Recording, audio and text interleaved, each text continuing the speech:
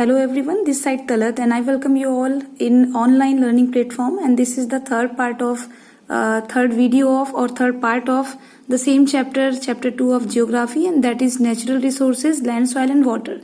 So in the previous video I was talking about soil profile and all the layers about the soil profile. So I will start from the same point where I left in previous video, and that was horizon B. And horizon B subsoil I was talking about. I just left it from this point only. So this is soil horizon B subsoil, and horizon B subsoil has very limited organic matter.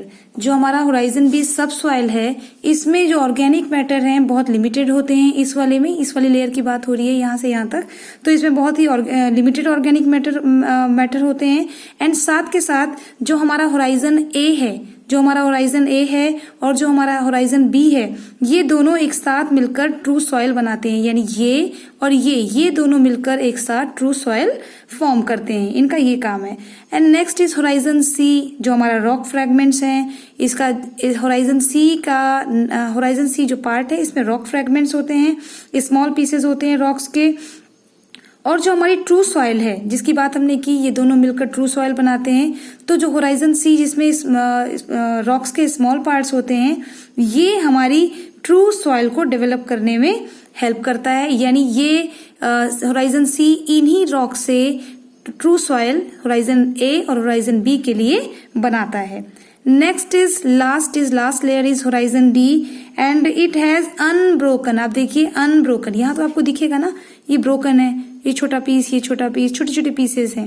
लेकिन ये जो है ये unbroken solid rock material है जो horizon सी यानी इसके नीचे, यानी इस लेयर के नीचे की जो लेयर है होराइजन डी पेरेंट रॉक, यहाँ पर अनब्रोकन सॉलिड रॉक मटेरियल होते हैं. और यहाँ वो चीजें नहीं हैं जो प्लांट की ग्रोथ के लिए चाहिए होती हैं. Now next heading is soil resources of India. So if I talk about ancient India, so in ancient India soils were classified on the basis of fertility. Means तब उनको कलर, उनकी texture, उनकी बाकी चीजों से उन्हें क्लासिफाई नहीं किया जाता था, बल्कि it was classified on the basis of fertility. So two categories were there. First was Urvara, means fertile, which was able to produce crops, and second was Usara, means sterile, वो soil जो infertile थी, barren थी, and which could not produce crop. तो ancient India में जो हमारी soils थी, those were classified on the fertility, on the basis of fertility. Urvara fertile and Usara means sterile या barren soil. बट अब अगर हम बात करें इंडिया में, तो इंडिया में इस कैटेगरी पर, इस बेस पर सॉइल्स को क्लासिफाई नहीं किया जाता, बल्कि बहुत सारी और कैटेगरीज हैं, बहुत सारी और रीजंस हैं जिनकी बेसिस पर हम सॉइल्स को कैटेगराइज करते हैं. तो इंडिया में वैरायटी ऑफ सॉइल्स है, बहुत सारी सॉइल्स हैं. बिकॉज क्योंकि इंडिया में एक तरह का, आपको पता है, पूरे इंडिया का स्ट्रक्चर नहीं है, ना ही एक तरह की रॉक्स है, ना ही रिलीफ है, उसकी बनावट है, ना ही पूरे इंडिया का क्लाइमेट एक जैसा है. तो जब ये एक जैसा नहीं है तो वेजिटेशन भी एक जैसी नहीं है.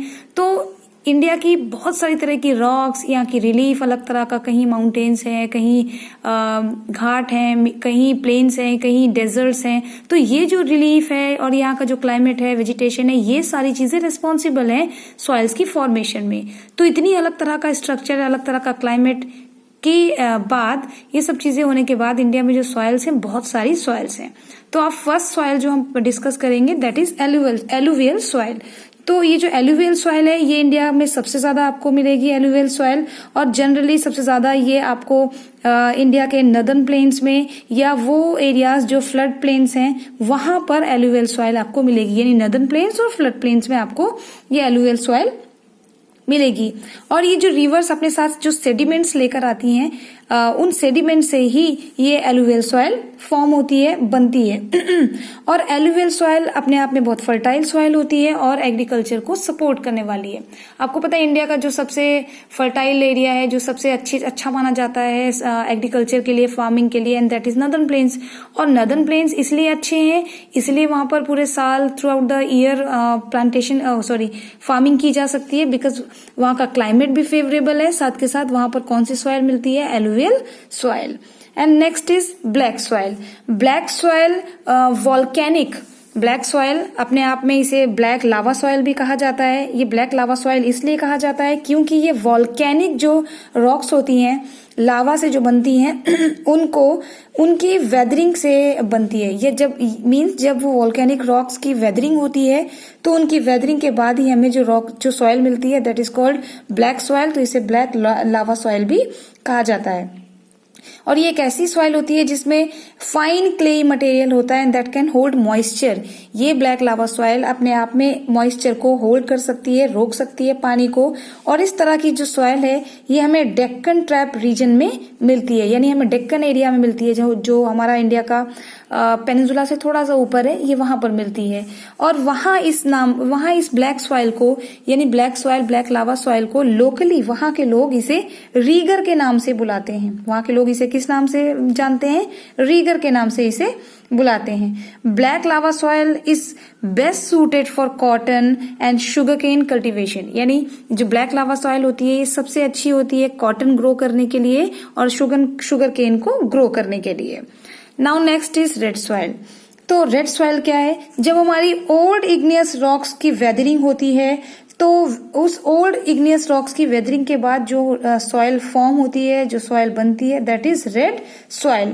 और ये रेड सॉइल आपको मिलेगी हमारे इंडिया के पेनिनसुलर पार्ट में, पेनिनसुलर इंडिया में मिलेगी। और रेड जो सॉइल होती है इसका जो रेड कलर है, इसका नाम ही इसीलिए रेड सॉइल है। तो जो रेड सॉइल है ये अपने आप में रेड कलर में इसलिए होती है क्योंकि इसमें आयरन जो होता है, जो आयरन होता है उसका कंटेंट काफी ज्यादा होता है। तो आपको पता है जब हम आयरन को कहीं खुली जगह में छोड़ दे तो मॉइस्चर के कांटेक्ट में आने के बाद ये अपने आप में आयरन कैसा कलर दिखाने लगता है? Red colour. तो आयरन कंटेंट ज्यादा होने की वजह से this is red in colour, ये रेड कलर में होती है। और ये ज्यादा फर्टाइल सॉइल नहीं होती। जो रेड सॉइल है this is not more fertile. इसे फर्टाइल बनाया जा सकता है। फर्टाइल कैसे बना सकते हैं? By adding manure and chemical fertilisers. Means we can made it fertile after adding manure and chemical fertilisers. अगर हम इसमें केमिकल फर्टिलाइजर्स और मैन्योर ऐड करें then this can be made fertile. Next is laterite soil. So what is laterite soil? आपको laterite soil मिलेगी western Ghats में and flat Uplands में। तो जब जिस जगह पर बहुत ज्यादा बारिश होती है, हैवी रेन्स होती है, वहां पर आपको ये वाली सॉइल मिलेगी, laterite soil you can found in western Ghats and flat upland. जब बहुत ज्यादा बारिश होती है, हैवी रेन्स होती है, heavy rain washes away the fertile upper part of the soil. जब बहुत ज्यादा बारिश हमारी अच्छी मिट्टी, फर्टाइल सॉइल का जो ऊपर का पार्ट होता है फर्टाइल सॉइल, जब वो वॉश अवे हो जाता है, धुल जाता है और निकल जाता है, उसके बाद जो लेयर बचती है जो कम फर्टाइल होती है, लेस फर्टाइल होती है, that is called laterite soil.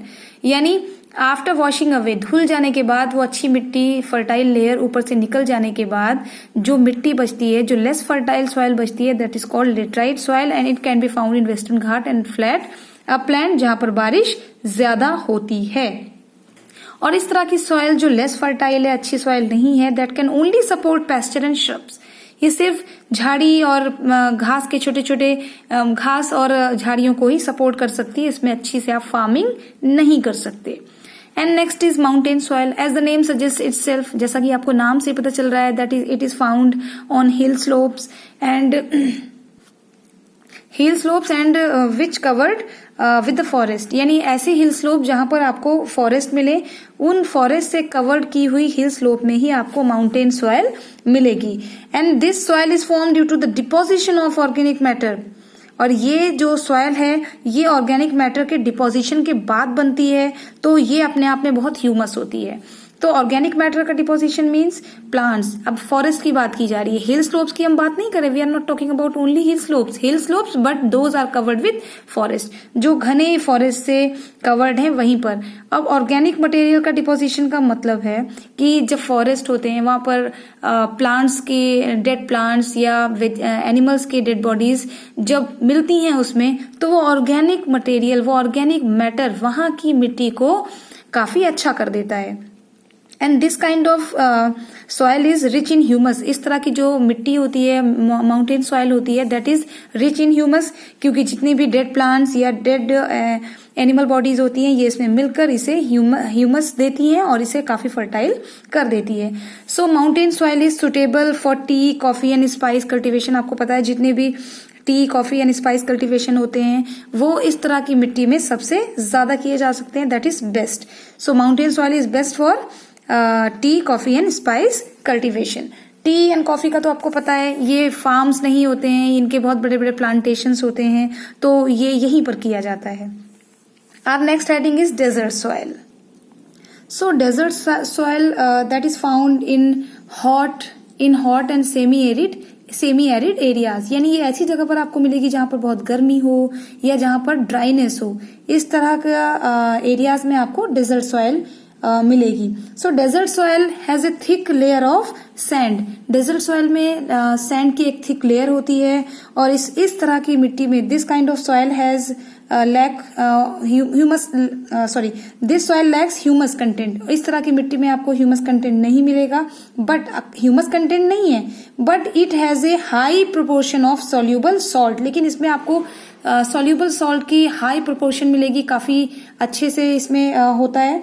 और अगर आप देखें तो आपको नाम से लग रहा है कि डेजर्ट सॉइल किसी काम की नहीं होती है, लेकिन इट कैन बी ये अच्छी की जा सकती है अगर आपको इरिगेशन फैसिलिटीज, आप इस तरह की सॉइल को इरिगेशन फैसिलिटीज प्रोवाइड कराई जाए तो बहुत सारी तरह की क्रॉप्स हम इस तरह की सॉइल्स में ग्रो कर सकते हैं। Desert soil also can be productive, यानी प्रोडक्टिव हो सकती है, इनसे भी हम कुछ चीजें प्रोड्यूस कर सकते हैं, कुछ क्रॉप्स को प्रोड्यूस कर सकते हैं, but after giving the facility of irrigation की अगर फैसिलिटी दी जाए इस सॉइल को तो इससे भी हम कुछ चीजें प्रोड्यूस कर सकते हैं।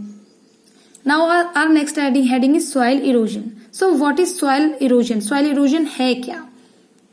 This we will study in next video, and till then stay safe and stay home.